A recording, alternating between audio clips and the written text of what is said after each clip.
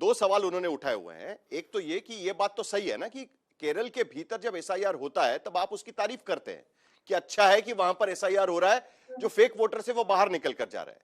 और उसके बाद बंगाल के भीतर जब वहां के सीईओ को मुख्यमंत्री बनने के बाद भारतीय जनता पार्टी के मुख्यमंत्री उनको चीफ सेक्रेटरी बनाते हैं, तब भी सवाल उठता है कि देखिए बीजेपी और चुनाव आयोग एक जैसे ही है। लेकिन वही चीज आप भी तो केरल में करते हैं, तब तो आपको लगता है कि ये फेयर है, ये तो आपका अधिकार है, मुख्यमंत्री का अधिकार है। देखिए, केरला में भी अगर एसआईआर करा के और वोटर्स डिलीशन करके और फेक वोटर्स इंक्लूड करा के चुनाव जीत लेते तो बहुत ज्यादा एक्सपोज हो जाते बीजेपी और इलेक्शन कमीशन, क्योंकि कोई बेसिस ही नहीं है केरला में। बंगाल में बेसिस था आपका, 77 एमएलए आप ले आए थे पिछली बार, आपके 16-17 एमपी थे। वहां बेईमानी करना, वहां इलेक्शन को हाईजैक करना आपके लिए आसान था।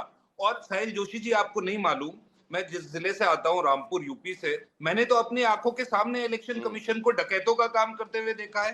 5 दिसंबर 2022 को 37 रामपुर असेंबली कॉन्स्टिट्यूएंसी के बाय इलेक्शन में, जहां मैं वोटर हूं, मैंने अपनी आंखों के सामने पुलिस को मार मार के, वोटर्स को मार मार के वोट नहीं डालने दिया, पूरा इलेक्शन लूट डाला, पूरा मैंडेट पे डाका डलते हुए देखा मैंने।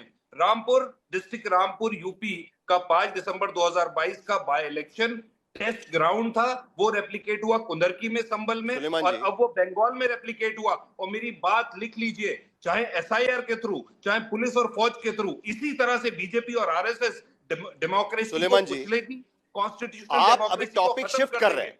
जो बात मैंने देखी अपनी आंखों टॉपिक से, शिफ्ट कर रहे कैसा हैं। इलेक्शन आज का पूरा डिबेट का टॉपिक एसआईआर के मुद्दे पर है। आपने जब सवाल उठाए तब उस बात को लेकर हमने पूरी डिबेट उस पर की थी। क्योंकि शहजाद सुलेमान जी, आप जरा सुन लीजिएगा। आपने जो 5 सवाल उठाए थे, और सिर्फ आपकी पार्टी नहीं थी, विपक्ष के तमाम लोग उसमें शामिल थे। कांग्रेस पार्टी की तरफ से भी केसी वेणुगोपाल उस याचिकाकर्ताओं में शामिल थे, राष्ट्रवादी कांग्रेस की तरफ से सुप्रिया सुले उसमें शामिल थी, महुआ मोइत्रा तृणमूल कांग्रेस की तरफ से शामिल थी, डीएमके उसमें शामिल थी, समाजवादी पार्टी उसमें शामिल थी, राष्ट्रीय जनता दल उसमें शामिल था।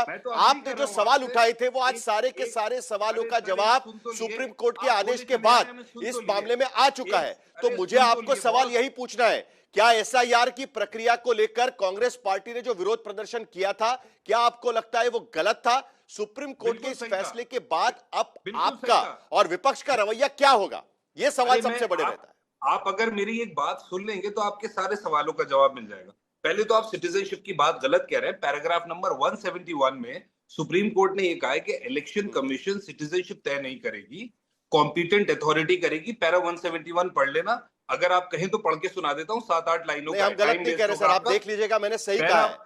पैरा 171 में जजमेंट में उन्होंने कहा है कि ECI can conduct limited scrutiny for electoral purposes. आप सुनते क्यों नहीं? Limited scrutiny for electoral purposes, ये भी उसमें कहा गया है। हमने ऐसा नहीं कहा कि इसका मतलब ये कि वो सिटीजन नहीं रहा है। आप जरा एक बार देख लीजिएगा, आप मुझे मिसकोट मत करिए। मैं ही कह रहा हूं कि ये कहा सुप्रीम कोर्ट ने पैरा 171 में कि सिटीजनशिप इलेक्शन कमीशन का मैंडेट नहीं है, मैंडेट है कॉम्पिटेंट अथॉरिटी का, वो होम मिनिस्ट्री है, जो भी है। तो सबसे पहले, और जो आप कह रहे हैं ना कांग्रेस ने गलती करी, पैरा 97 से 101 बॉस आप पढ़ लेना और ये देख लेना कि कांग्रेस का और विपक्षी दलों का कंट्रीब्यूशन क्या है और क्या नियत थी इस इलेक्शन कमीशन की इसके साथ। पैरा 97 मार्क करें, 97 से 101, para 97, the record reveals that the process as initially designed did raise legitimate concerns regarding documentation, transparency and access. However, it is equally evident that these concerns was addressed through a series of judicial interventions which progressively infused the process with safeguards. वो intervention इसलिए हुए क्योंकि हमने intervene किया। Para 98, for instance, insofar as documentation regime was concerned, the initial grievance of the petitioner centered around the exclusion of widely held Aadhaar cards. These concerns were directly addressed by this court. उसी में सुलेमान जी 101 पढ़िए, ये हमारी वजह से Congress party और जरा एक मिनट में जरा सबको रोकूंगा। योगेंद्र यादव हमारे साथ जुड़े हुए हैं। Election commission compromise. नहीं सुलेमान जी एक मिनट, जरा योगेंद्र यादव जी हमारे साथ जुड़े हुए हैं, जरा उनसे कुछ सवाल पूछ लेते हैं। योगेंद्र जी, आपका वीडियो स्टेटमेंट मैंने देखा, सोशल मीडिया पे आपने डाला है जी। ऐसा लगता है कि आप जो सुप्रीम कोर्ट ने जो फैसला दिया है इस पूरे मामले को लेकर, आप बिल्कुल भी संतुष्ट नहीं हो। और अभी आप कह रहे हैं कि सरकार तय करेगी, एक तरीके से कि मतदाता कौन होगा ये सरकार तय करेगी, ये आप कहने की कोशिश कर रहे हैं। लेकिन सुप्रीम कोर्ट कह रहा है कि वो तो चुनाव आयोग का अधिकार है, with in its rights. Supreme court ने कहा है कि चुनाव आयोग ने अपना काम ठीक तरीके से किया हुआ, ये भी कहीं ना कहीं सुप्रीम कोर्ट कहने की कोशिश कर रहा है। उसके बावजूद आपको लगता है कि कहीं ना कहीं गड़बड़ी है इसमें और चुनाव आयोग के पास वो अधिकार नहीं है? चुनाव आयोग की प्रक्रिया क्या गलत थी? इस बारे में आपकी प्रतिक्रिया जानना चाहेंगे सबसे पहले। शुक्रिया साहिल भाई। मैं हैरान तो नहीं हूँ सुप्रीम कोर्ट ने कहा, हालांकि सुप्रीम कोर्ट ने बहुत स्पष्टता से कहा है।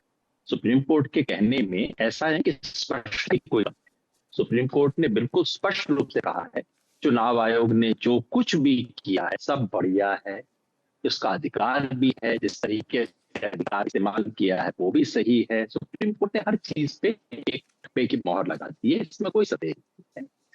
मैं हैरान तो नहीं हूं क्योंकि पिछले कई महीनों से केस इस तरह से जा रहा था, खासतौर पे जब दूसरा वैसे का शुरू हो गया और सुप्रीम कोर्ट ने कुछ नहीं कहा, उसके बाद तो बिल्कुल स्पष्ट था कि केस तो तय हो चुका है, अब केवल एक लिखित जजमेंट आना बाकी है। लेकिन परेशान, और परेशान इसलिए नहीं हूं कि मेरा भी केस था, मैं लिटिगेंट था, मुझसे काफी बड़े लोग लिटिगेंट थे। और आप कोर्ट में फैसले आप पक्ष में जाते हैं, कोई विपक्ष में जाते हैं, कोई बड़ी बात नहीं है। कोर्ट से असहमति भी हो सकती है, लेकिन असहमति का मतलब नहीं कोर्ट के आप खिलाफ बोले। लेकिन आज जो हुआ है बहुत बहुत बड़ी घटना हुई, और वो ये कि इस देश की सर्वोच्च न्यायालय ने इसकी अनुमति दी है कि अब वोटर सरकार को नहीं चुनेगा, अब सरकार वोटर को चुनेगी। या बिल्कुल सादे शब्दों में कहूं, आज की परिस्थिति में इस जजमेंट का परिणाम कि अब बीजेपी चुनेगी कि इस देश में कौन वोट कर सकता है कौन नहीं। चुनाव एक जजमेंट आ गया है, लेकिन बीजेपी सरकार बनाती है, सरकार अपनी मनमर्जी से इलेक्शन कमीशन चुनेगी, जिसमें सुप्रीम कोर्ट कुछ नहीं कर पा रहा है। और आज के निर्णय के हिसाब से चुनाव आयोग अपने तरीके से कोई भी एसआईआर कर सकता है। ये होने का मतलब ये होगा कि अब बीजेपी अपने मन से करेगी, ये इसका परिणाम है। मैं किन किन चीजों से सहमत हूं, देखिए बहुत एक बड़ी बात इस फैसले में यह भी लिखी गई है कि आपका नाम पहले वाले वोटर लिस्ट में था, उसके बावजूद भी उस पर सवाल उठा सकता है चुनाव आयोग।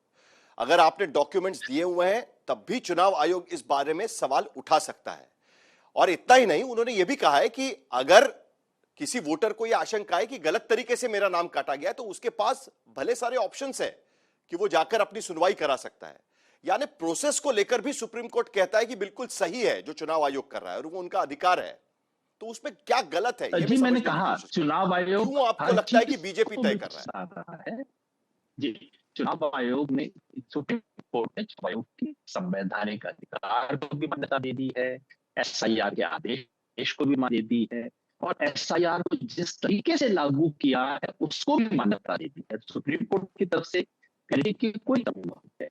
जो चीज मुझे परेशान करती है, दो तीन चीज मैं गिरा देता हूँ। पहला तो ये कि सुप्रीम कोर्ट ने सुई के छेद में से हाथ निकाल दिया है। वो कैसे? कि देश में नियम ये था कि अगर आप वोटर लिस्ट का रिवीजन करेंगे तो उसमें 21A-21B के तहत सामान्य प्रावधान इस तरीके से करेंगे। चुनाव आयोग ने उनमें से किसी भी नियम का पालन नहीं किया। तो अब सुप्रीम कोर्ट कहता है कि नहीं, एक किसी भी जिस किसी विशेष परिस्थिति में चुनाव आयोग के पास अधिकार है कि किसी एक कॉन्स्टिट्यूएंसी में या किसी एक कॉन्स्टिट्यूएंसी के एक छोटे से टुकड़े में वो अपने तरीके से वोटर लिस्ट बनवा सकता है।